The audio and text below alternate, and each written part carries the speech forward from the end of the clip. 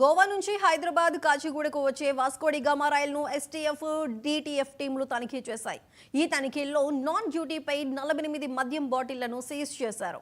గోవా నుంచి వస్తున్న రైలులో షాద్ నగర్లో ఎక్కిన తనిఖీ బృందాలు కాచిగూడ వరకు సోదాలు చేశాయి.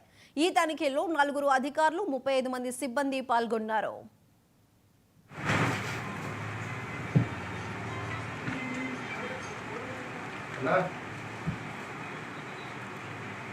అదే నెంబరా?